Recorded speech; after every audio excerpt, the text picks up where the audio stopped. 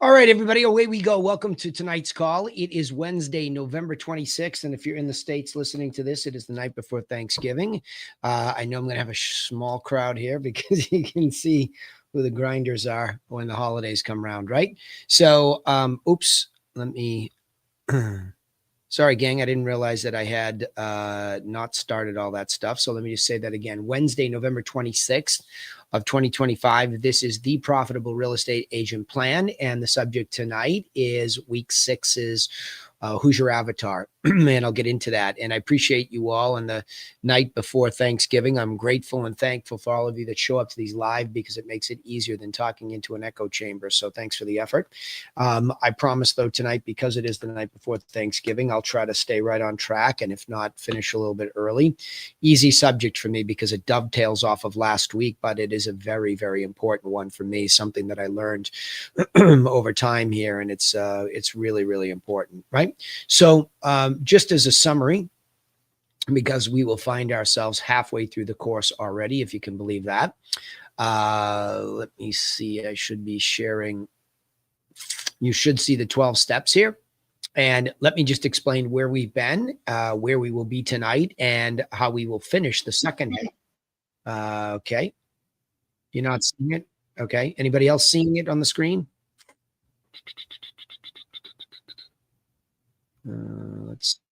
Okay, that's weird. Let's see. There's one on that. Let's try Zoom again.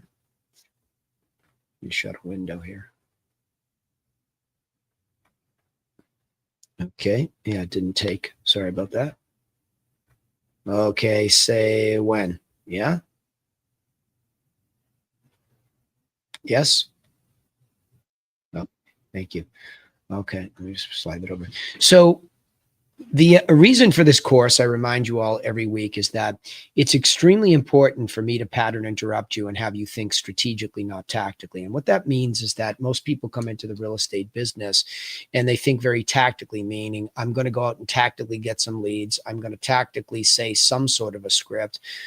I'm going to tactically try to get in a house to maybe list it or maybe help them buy one. And most people, when they default to that method, they get sucked into the buy side of this business because, especially in this day and age, buyer leads are quote unquote relatively easier to get than a seller lead, or at least that's the misperception. And I would definitely say it's a misperception.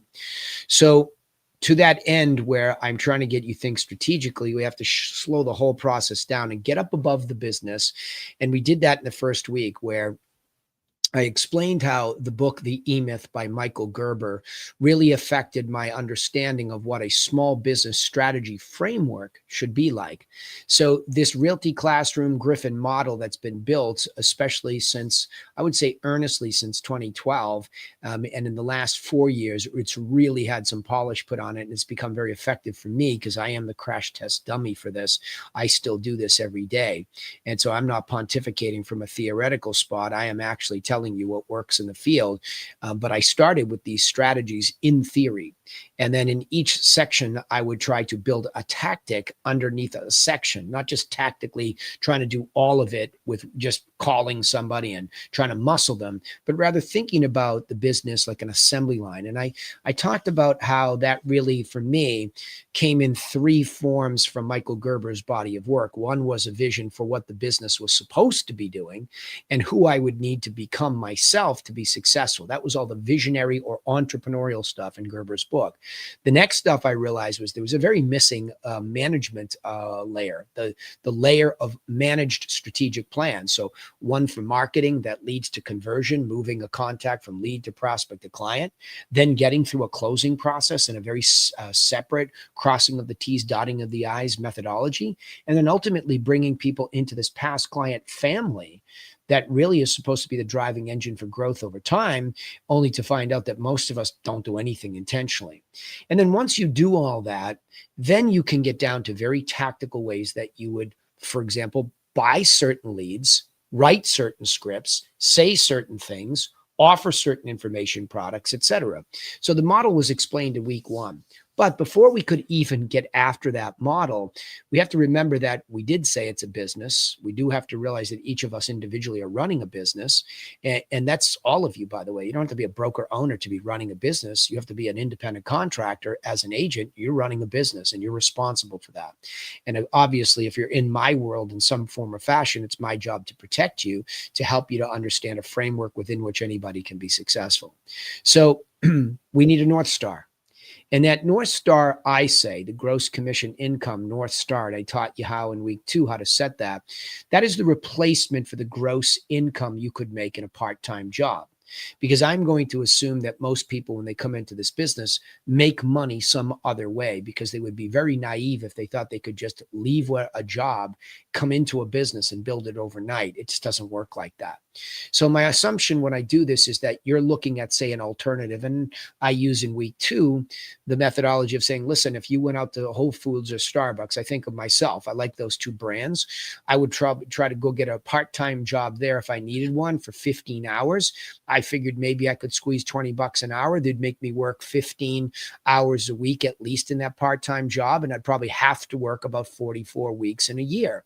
And so by the time I was done, I can't remember exactly in week 2, but it was about 16,500. Well, my goodness. I mean, to gross 16.5 in this business, even if you're in a lower average sales price, it doesn't take more than 2 deals, maybe 1 in most places. So we talked about setting that goal so that you could see how reasonable it was. And then tactically, I showed you how we do it inside of our world here, right?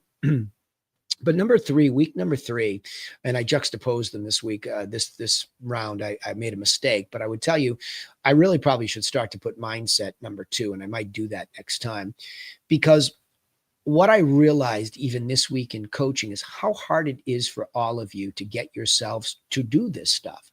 And by the way, it's not individual to any one of you. I must have had that conversation 4 times just today on my coaching 101 calls with the team leads that I coach and the top producers. And I'm telling you, it's hard for anybody to envision themselves going out and doing the correct methodology that we use. And I say correct because it is correct. It's much better strategically to go into a tactic than it is just to wing it. So it's very, very hard to develop a mindset if you do it on willpower. So in week 3, I talk about a book that changed my life personally, but also as a coach and a father. My son was just talking to me about it too. I'm talking about the book Psycho-Cybernetics, or Mind Steering Systems, loosely translated, written by Maxwell Maltz.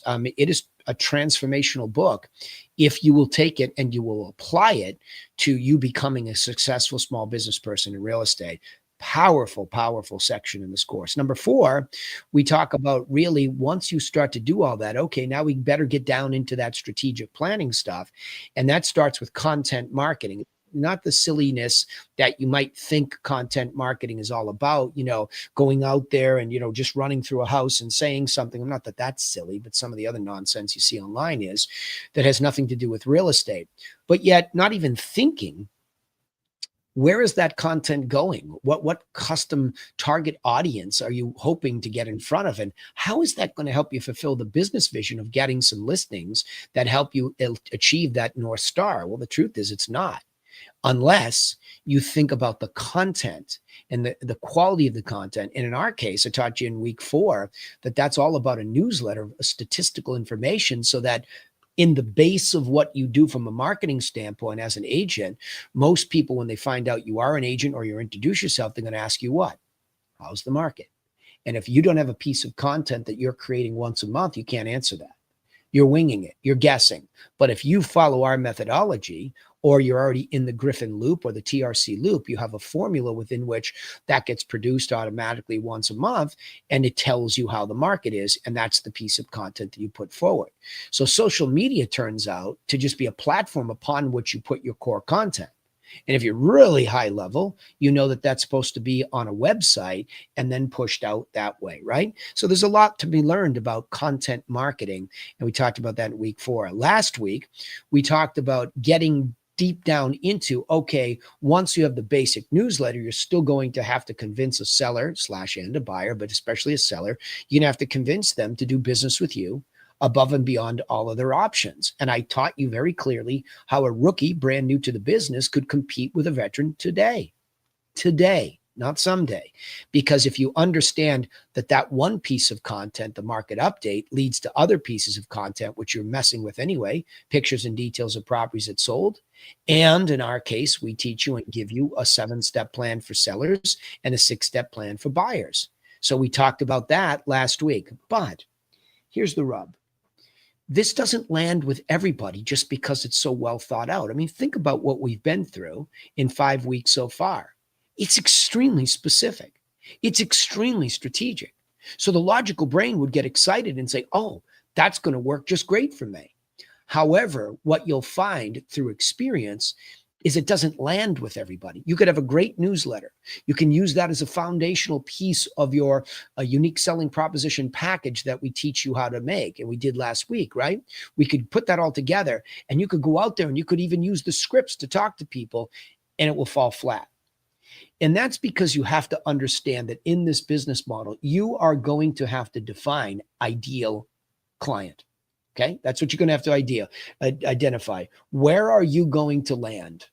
You're going to land in the house or showing houses to the ideal client. Now, you might say, if you've never studied marketing, well, that's hocus pocus. You might say that if you've never studied psycho-cybernetics, mind steering systems, that it's impossible. You might say those things if you're understudied, but I'm telling you that when you teach the brain what your ideal client is, it is incredibly resourceful and begins to help you find it. That's Psycho-Cybernetics 101.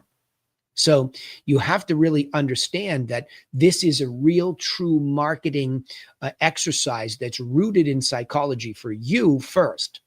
Secondly, once you begin to understand how the business works and you're offering this information product to somebody, if they are not an ideal avatar, there might be a very difficult time with conversion, and you might mistakenly think that there's something wrong with you or the system doesn't work, whatever you'll tell yourself, but it's just simply because you didn't understand that you weren't talking to truly somebody who's an avatar, right? So that's tonight's call, and we're going to get into it now and walk through the slideshow. Let me start sharing this tab instead.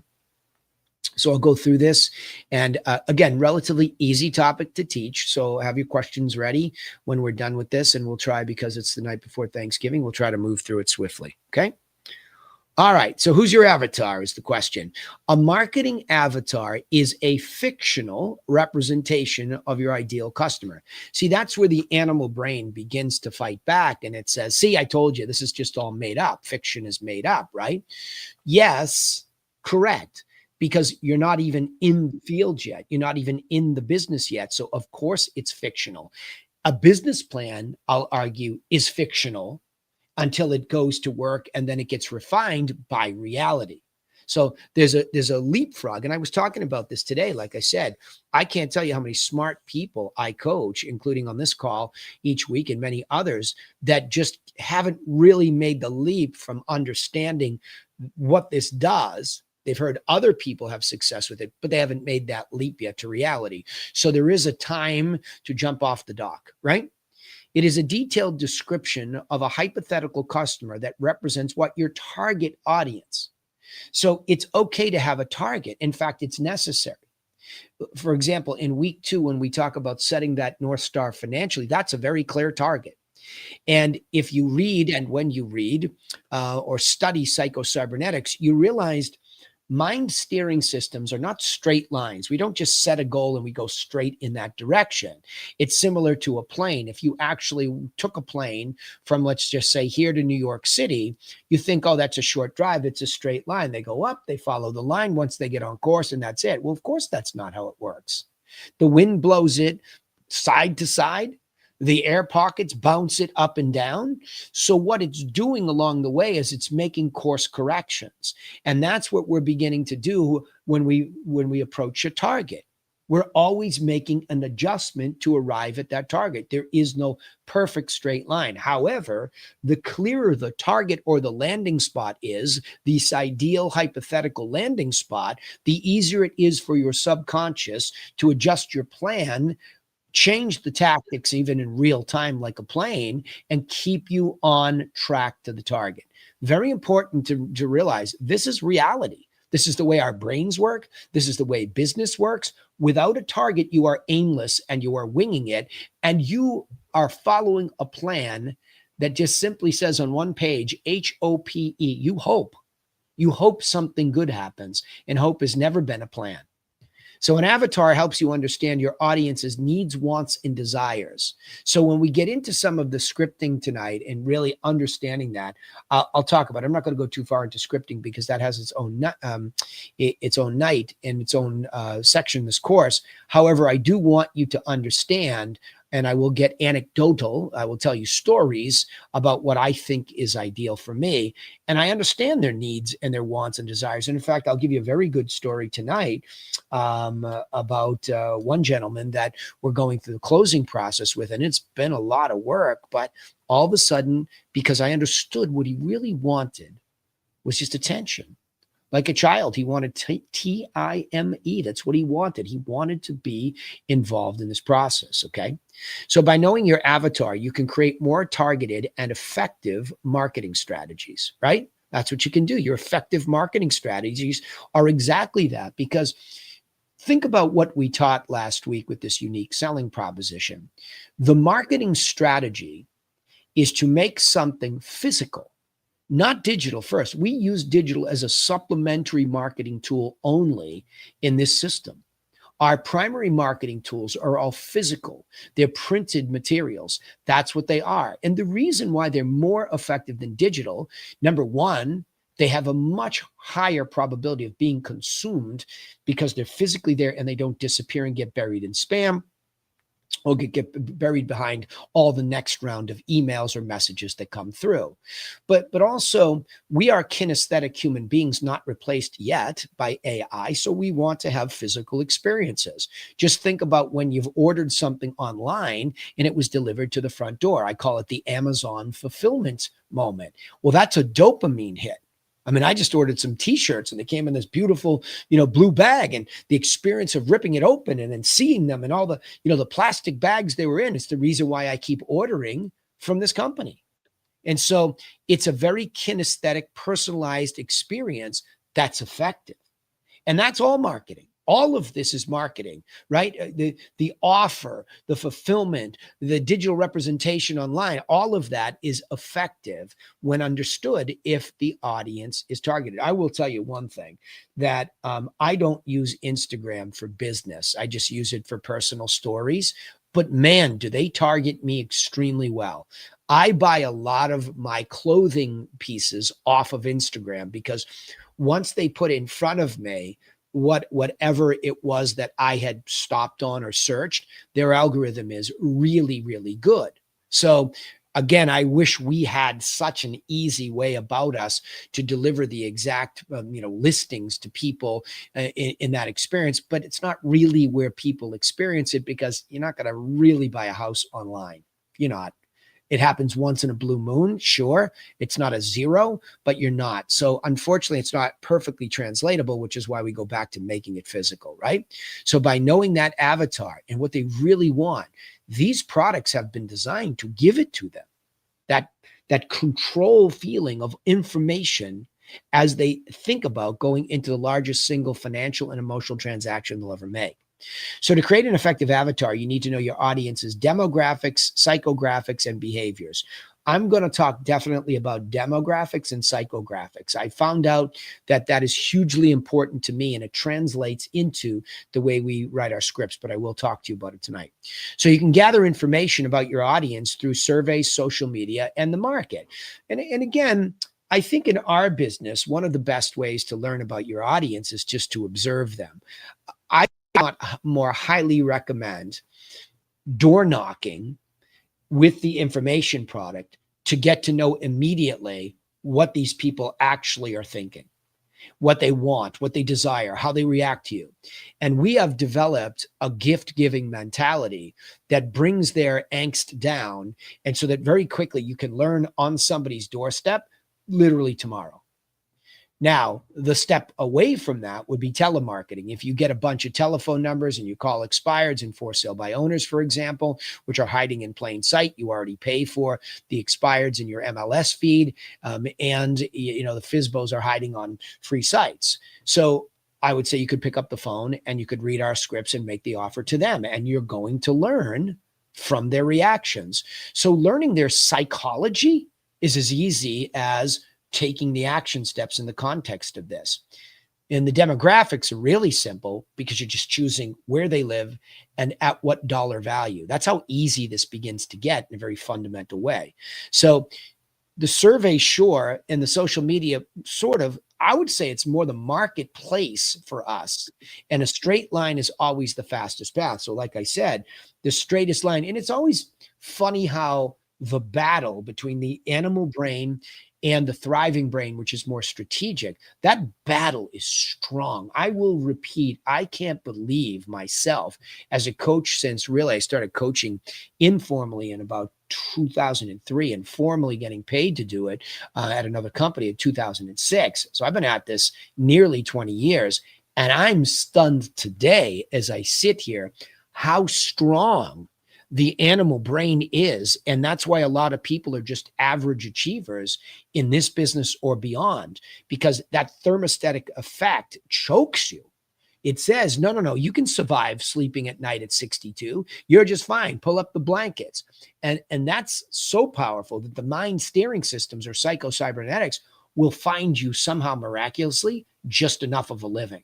And if not, in the modern context of this world, and you file for unemployment insurance or something like that, it's hard to fall down and completely through the cracks in life, unless, of course, there's mental illness, drug abuse, or something, alcohol abuse, something like that, then you can blow yourself up. But it's very hard to fall down. So all of those comforts, the ability of the mind to find just barely enough, that's what you're up against when you're going through all this stuff. So this is very logical, easy stuff. Like I said, 6 points to teach you what the basics of Avatar, right? Come on, that's easy. But why don't we really do anything about it? Well, let's get into it a little bit first. Because again, it's going to keep going back to psycho-cybernetics or mind steering systems. You're going to have to take these learnings, go home at night, dim the lights out. I like to at night wind down by lighting a couple candles, maybe watch a little TV, maybe read my book, depends on what kind of mood I'm in, what kind of juice I have left in my brain. But I start to bring that down and I begin to act as if I'm going to be a higher version of myself in whatever the scenario is. And I'll tell you about Avatar here in a second, okay? And how I'm pushing myself to embrace a wider version of one, a more emotionally complex one is what I would say, okay? But the pro tips when it comes to Avatar are built into the system. Demographically, right? You're looking for age brackets, names. And again, the more specific you are with the Avatar. So I had, Joe Radigan was my avatar early on. I remember Joe was a business guy.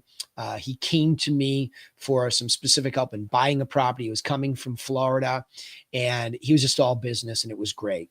And he was looking to buy a property inside the geography. So the demographics can follow in our business geography because we're selling a geographic physical thing. And he wanted to buy a waterfront property on the lake up here. And we ended up selling him a property for, I think it was pretty close to $1 million, plus or minus at that time. And so Joe Radigan became my avatar. That's who he was. And or his wife, who I never really dealt with a lot, but it was Mr. and Mrs. Joe Radigan, for example, looking to spend $1 million. They were liquid.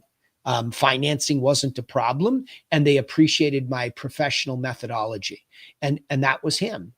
So I decided over time that that was going to be the way that my avatar would be defined, was price range and geography. Because even in my own town, when I did an analysis, when I was trying to change my business model, I often look back to the Great Recession, which begins, I remember selling my house in 2000, in the fall of 2009. Now, things had already started to fall apart, but people are kind of slow to react. So by 2009, we get that fall, I'm under agreement. And that's when all of a sudden we find that AIG, the big insurance company, insuring all of these mortgages, is about to go belly up. And so I was just under the radar before that happened. So I got my house sold. And if I look back though, it then went from 09 down to 12, and it just kept drifting downwards. And it was very difficult to do business back then. But that was my perception. And a lot of what I teach one-on-one these days is, if you find yourself saying, oh, it was a tough year, oh, it was a slow year, because that's what a lot of you will do right now. You'll come to the end of a year. I should have, I could have, I would have. Well, that's oftentimes because we don't fully understand what could we have done? What should we have done? We just say it, but we don't really think what we could have or should have done. Well, the first thing that I tell everybody is, hey, right now for the next 30 days, because now we're almost to the end of November, I started saying it 26 days ago in earnest, get going, trying to find some avatar targeted listing potentials in these demographic, geographic areas at or above the median price, period.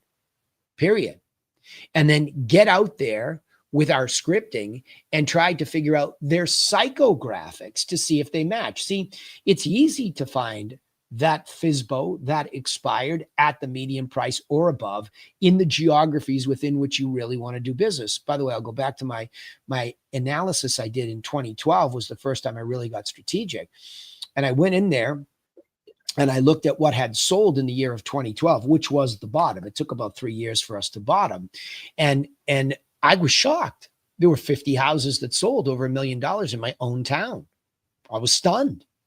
So I said to myself, never again. I will never participate, because I struggled selling houses, that were at the very low end, because the whole business model didn't have an avatar.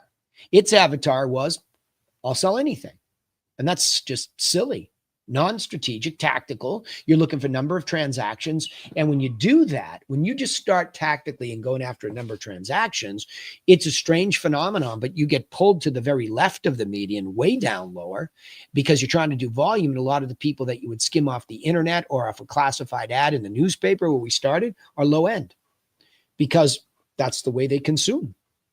And you don't even think about that. So your marketing strategies start to follow your presumption about tactics, and the whole thing goes to hell in a handbasket if the economy really takes a dive. And it did. So I never forgot that. And I'll never be the same because of it. It's hard for me to believe it's that long ago, nearly 14 years ago now, 13 years-ish when I really started to learn this. And I think to myself, my God, it was so easy. Why didn't you just see what was really selling at the median above? And median, is the average. Median is the middle number. Mean is the average. So mean is even better. But if you just start with median, you're like, wow, that means there is as many sales above that number as there are below. So why are mine all averaging below this? Because I'm non-strategic and I'm tactical. So the way I played psycho-cybernetic games with myself is I would go in the mirror and go, you are below median/average realtor. You, coach, extraordinarily high producer, award winner, you suck. So that's because you're being tactical and you're not thinking like the business person you're capable of being. And then that's when I started to put all of this together into a system, because I needed to be disciplined by a system. Otherwise, the dopamine junkie that I am, the ADD junkie that I am, I just want to get high off of a sale. And the satisfaction of being a person for others and helping people came more so each time the transaction happened. But it was the recession that woke me up that said, you are in a very dangerous, slippery slope. It's very hard to be profitable. Hence the Profitable Real Estate Agent Plan title to this. It's very hard to be profitable in that range. So you better think correctly. And so then I realized, okay, well, I could go out in Osterville, the high-end village, stop going to Hyannis, which basically I did, right? Hyannis, we have this 60 square mile town. It's a big town. It's physically the biggest town in Massachusetts. It has 7 villages. And one village lives like a city in itself, and there's a lot of low-end properties there. Whereas where I'm sitting here today, by the way, this is all manifested because of psycho-cybernetics. I actually still own the building in Hyannis, but I'm sitting in Osterville, where I actually ended up buying this business too. So if you don't think so if you don't think that psycho-cybernetics works, not only did I move closer to the product that I wanted to list and sell, I actually ended up buying the building that I'm in. And then I transformed the village down, downtown here as retail was getting killed. I fought for 15 months to get a coffee shop put downstairs. And now I have an even better reputation in this village. So it's weird how this all happens. Like, it's just, I placed some targets out there, and it's just weird. I mean, I would tell you it was intentional, but I'm not going to tell you it was conscious every day. Subconsciously, there was just this pilot taking me through all this stuff because I knew where I wanted to be. So I could go down the street, find an expired FSBO in the village of Osterville, but are they going to have a real why? And are they going to have a motivation level somewhere on a 9 to 10, which they need to take action with anybody inside the next 6 to 12 months? Because I'm looking at 2026 and I'm thinking to myself, how are we looking before we get there? Not, oh shit, here we go again, we're starting from zero. That's a nonsense mindset, nonsense. And that's what happens to tactical thinkers. They think, whoa, I did 200 deals this year with my team. How am I going to do 201 next year? I'm not even going to do 200. That's because you're just always trying to scrape the cream and you're not really targeting this avatar, right? But lastly, even if you find somebody with the proper motivation to do so and a big why that pushes them, it doesn't mean that you are going to be acceptable to them. And when we get to the scripting, I'll break it down more. But for most of you who already know, there are two ways you can know somebody's non-avatar when you're going through offering them the information package from last week, but then getting into their qualification. Looks like a beautiful house. Why are you trying to sell it? Or if you get referred somebody, looks like a beautiful house. Why are you thinking about selling it? And if the why is not there, you're dead. It's over. You think you can muscle somebody's why? You're naive, or worse, you're arrogant. You can't change somebody's emotion. You can guide them, educate them, and that might free up some more movement, sure. But you can't go in and try to badger somebody's why, which I see with all these scripts and all these tactical strategies. It's gross. I don't even know how you do business like that.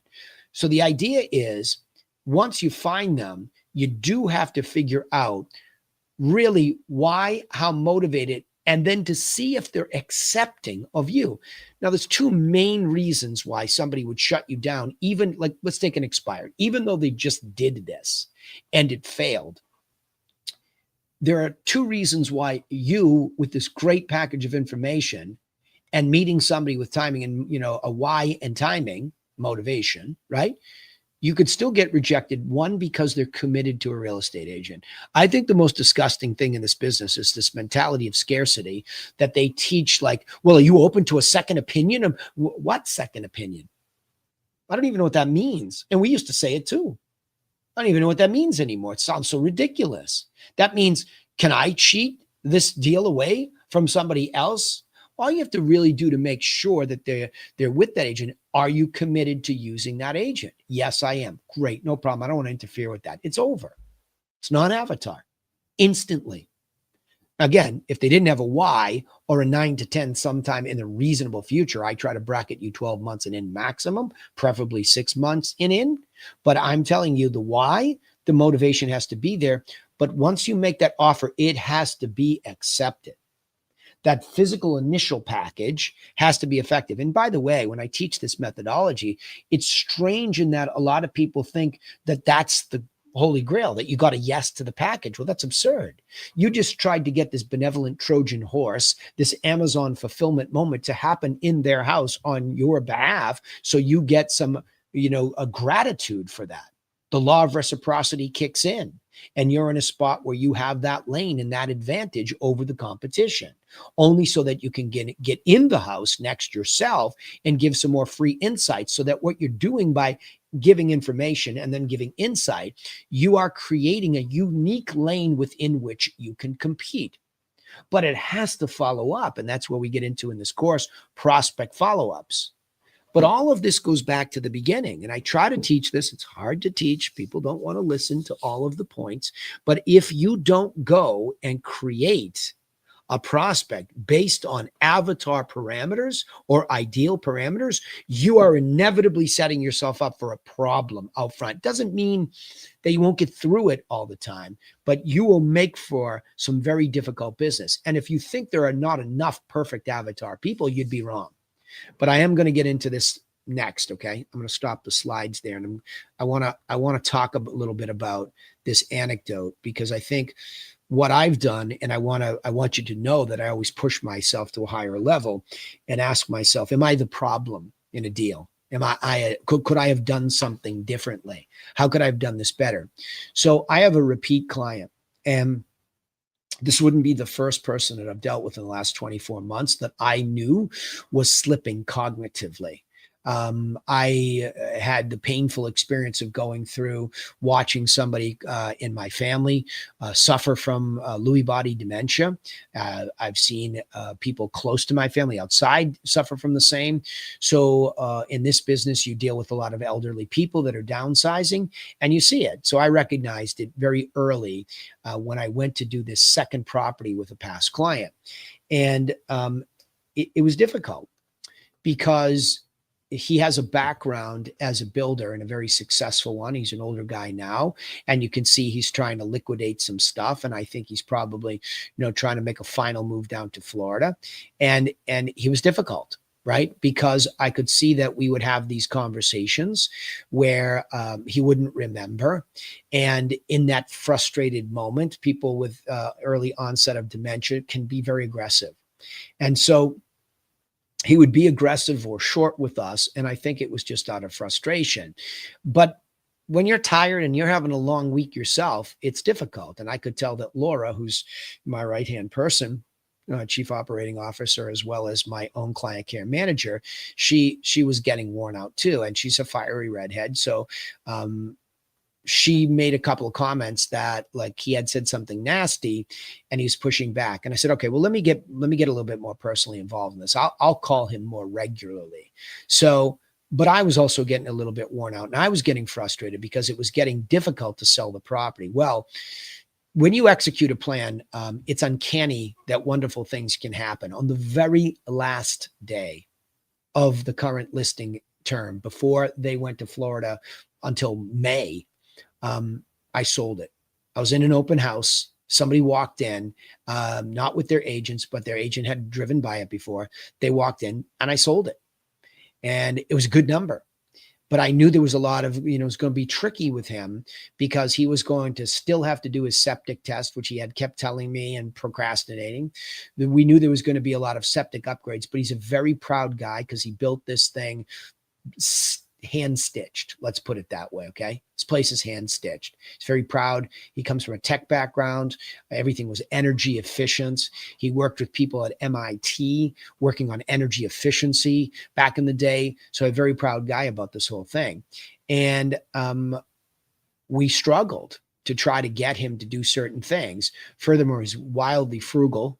So every time there was a suggestion that there might be some wiring needed, oh, well, I built the house, and you'd have to go on and on and on.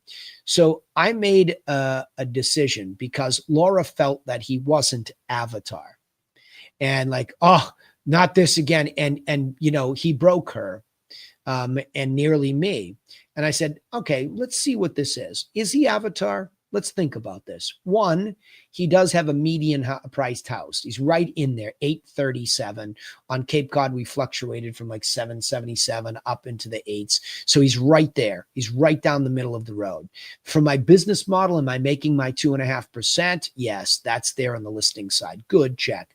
Now he is somebody older with money. Financing is not really a problem.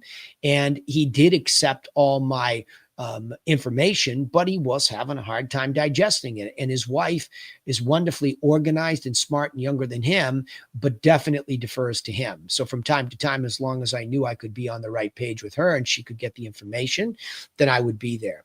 And what I realized is that he would go into a methodology of saying, oh my gosh, you got to call me. This is a real problem. I've got a real problem. Well, it turned out that because I'm so resourceful, that I provided him with all of the vendors that we had. And the vendors are all very good and they're all straightforward, but he put them through the paces. And I came up with a new idea on avatar, but difficult, right? Avatar, but difficult, because you can't just, you can't just have everything go smoothly. He had a motivation. He had a why. He's moving. He's downsizing. Okay. His motivation was definitely there. He listed with me and extended it multiple times. And he was always accepting of my strategies, including some price reductions, which weren't easy, but I got them. And so all of that was there. So really what happens at a pro level, this is pro level training here. At a pro level, you start to ask yourself, am I absorbing some of this challenge and sucking it into me and just letting it die here? Or am I reflecting it back at him in my frustration? So it's the first time I used that analogy for myself. And I said to Laura, I said, listen, Laura, after 20 years of being with me and at this company, for any of you that are Griffins across the country or here or TRCers, I don't like bullies. There's some weird trigger in me since I was a kid. I don't like them. So I would never allow any of you to accept being bullied by anybody verbally, let alone physically, right?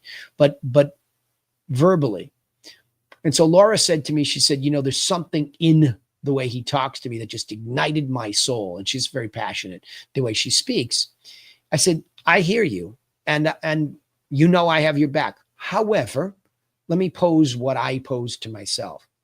I learned that if I just absorbed it, that it was kind of going away. And these things really weren't big deals to solve because he is Avatar. So he wasn't really doing this because he wanted to argue for the sake of arguing. And he was going along with the plan.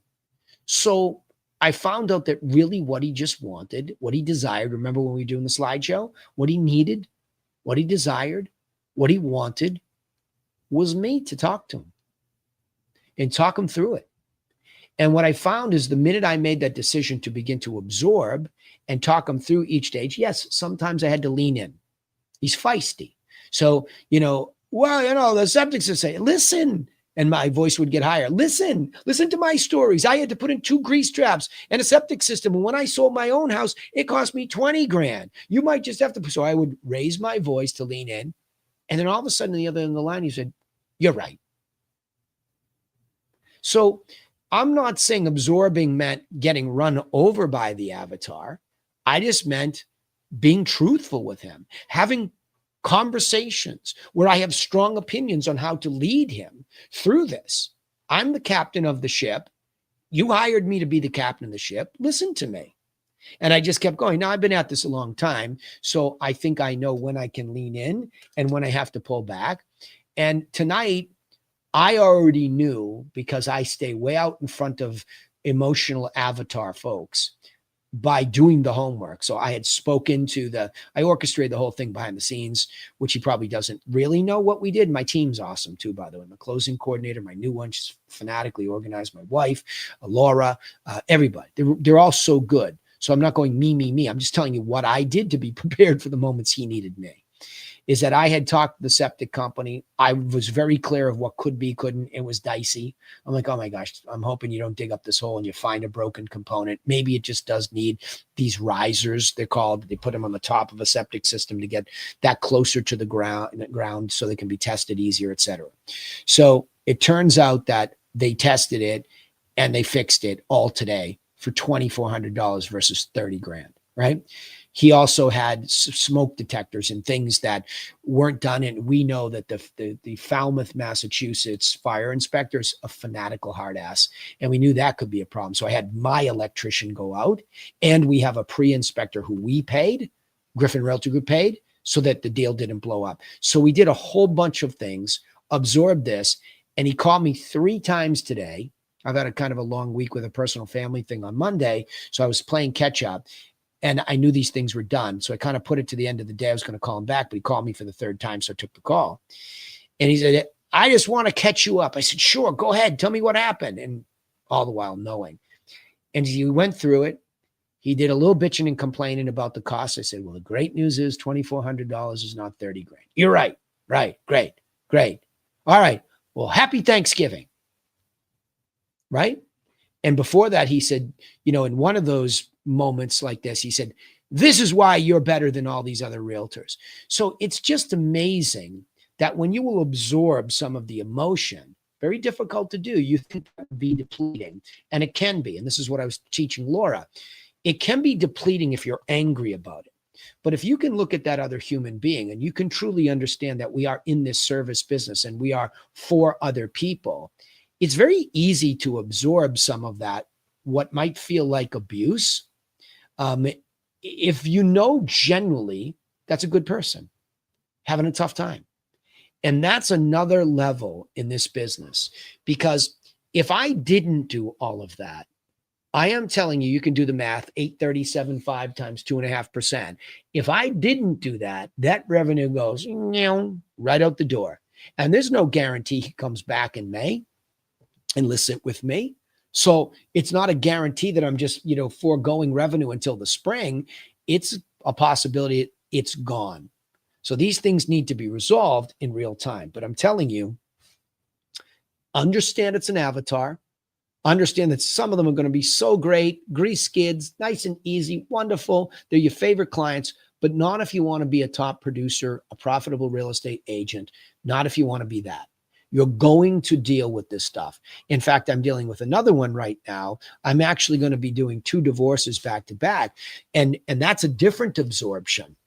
That's just absorbing a lot of that and protecting my clients from the emotions of, you know, of everything that goes on. So I think those are the other places you're going to have to realize it. Okay.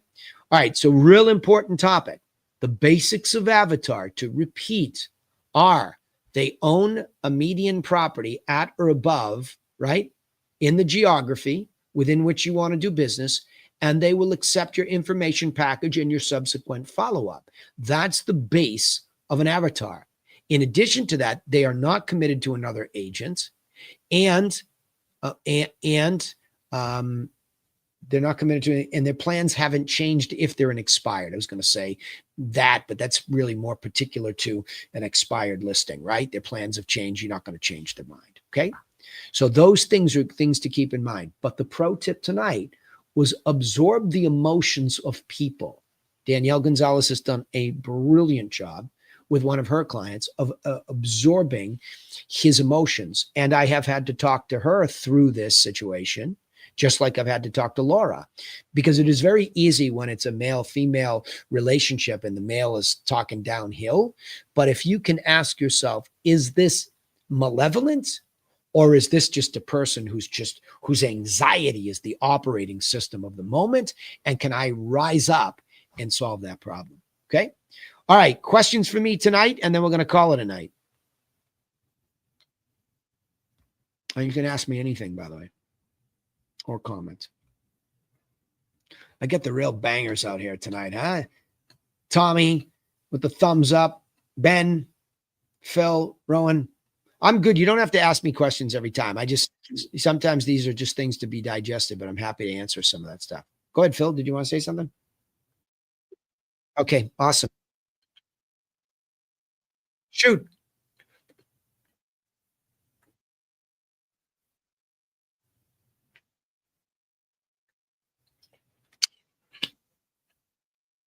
Yeah, I agree.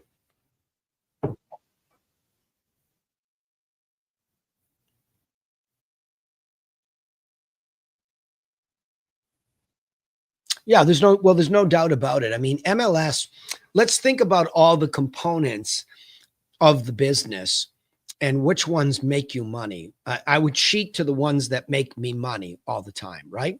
So the only reason I would, if I were a brand new agent, what I would be learning to do would be to make packages of information.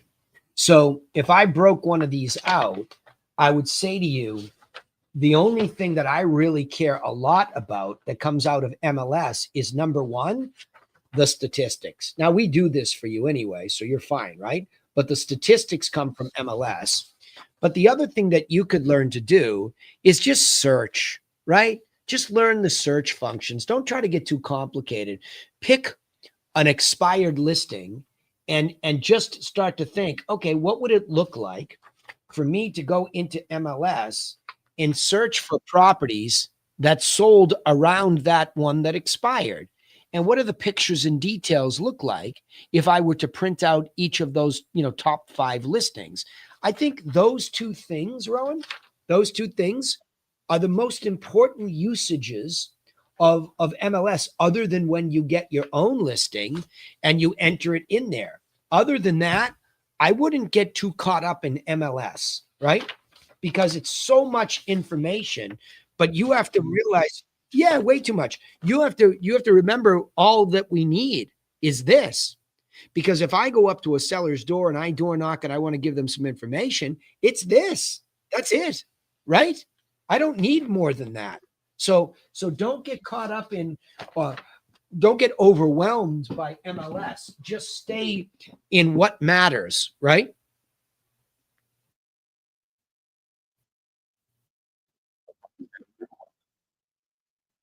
Yeah, yeah, yeah. Well, again, I think the most important thing is with our system, the first thing that you all should do ever is pick your own house and make a package of information for yourself. Just pick your own house and make one of these packages of information like your house is the one that expired. Put it, or for sale by owner. Put it together, put it in the mail it to yourself, let it arrive, and then consume it, right? That's the most important thing, right?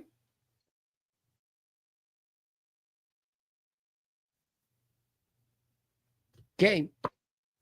Okay, buddy. What else? Anything else tonight? O- Okay. Happy Thanksgiving, all. Thanks for being here. You guys are the real grinders coming to me on a Thanksgiving Eve. I love it. Thank you. Same to you. Same to you. We'll see you on the other side. Enjoy the day tomorrow.